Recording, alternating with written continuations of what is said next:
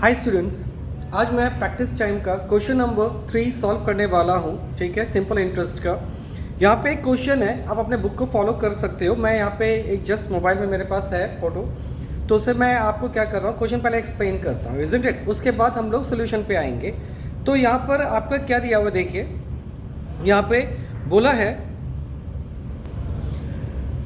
The sum of money double, the sum of money doubled itself in 6 year, right. जो पैसा है वो double हो रहा है कितने साल में? 6 साल में। तो सबसे पहले हम लोग यहाँ पे क्या करेंगे, let the principal be x. ठीक है, तो यहाँ पे लिखते हैं let the principal be x, right.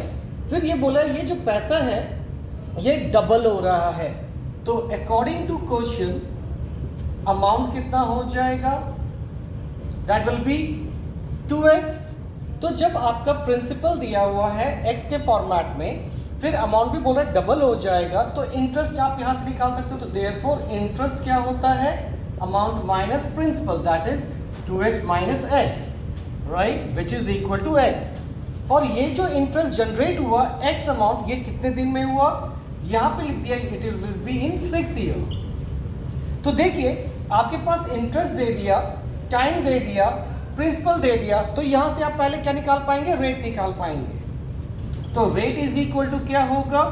Simple interest into 100 divided by principal into time.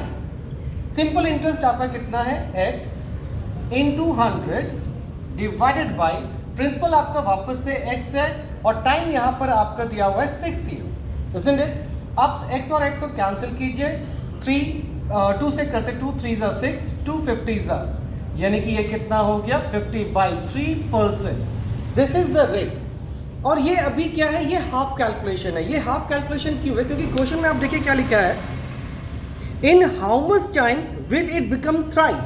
मतलब कितने सालों के बाद ये जो x है ये 3x में बदल जाएगा। This is the second part of this question.